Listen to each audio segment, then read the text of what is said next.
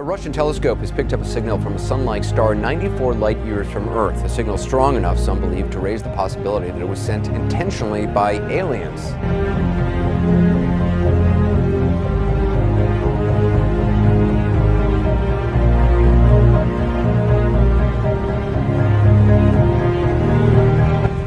In Russia, jaws hit the floor when they picked up this signal. It's a gigantic signal, greater than anything we've seen so far, and it seemed to be from an intelligent civilization.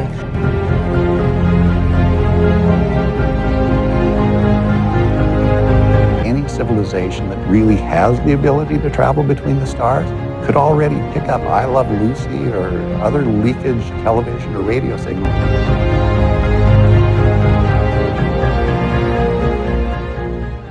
In 2017, it was proposed that two comets could have been the source of the WOW signal. Nonetheless, these comets were outside the region where the signal was detected. So far, we don't know what was the source of the signal, but it is still considered the best SETI signal in the search for extraterrestrial intelligence. If the signal indeed came from a star system, we don't know which one of the thousands of stars in these two rectangles could be the source. For this reason, I recently wrote a paper suggesting which star could have the highest probability of being the real source of the signal, providing that it came from a star system similar to the solar system. I found at least 66 G and K-type stars inside these regions. One of those stars is very close to the distance with the highest probability of existing an extraterrestrial civilization, according to Claudio Maccone. But what do I mean by this? Well, in 2010, Claudio Maccone did some calculations and came to the conclusion that the closest civilization could be 2,670 light-years away.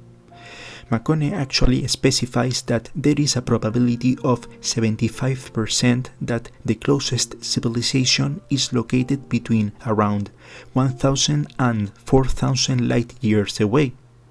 This might give the impression that it is far, but considering that the size of the Milky Way is 100,000 light-years, the closest civilization could be around the corner.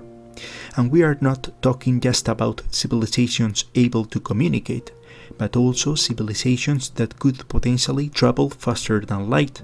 In any case, there is another star that could be even more promising. As I mentioned before, I found 66 G and K-type stars inside the WOW signal region, but only one of them seems to be a sun-like star. This star has an estimated temperature only 5 degrees higher than the Sun, and a radius and luminosity almost identical.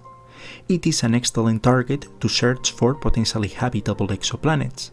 Nonetheless, in order to be sure that it is a sun-like star, we need more information such as metallicity, age, and presence or not of stellar companions.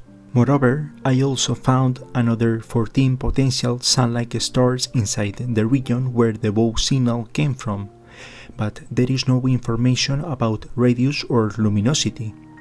Whatever the case, the signal could have come from any of the thousands of stars inside the region, but considering that all of them are in the same part of the sky, the best we can do is to look for exoplanets around all of them.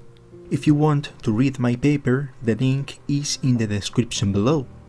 Also, please let me know in the comments if you think that we should reply to the WOW signal. The WOW reply was not sent to any star inside the region where the WOW signal was detected. And finally, if you liked this video, please subscribe and activate the notifications. Thank you very much for watching.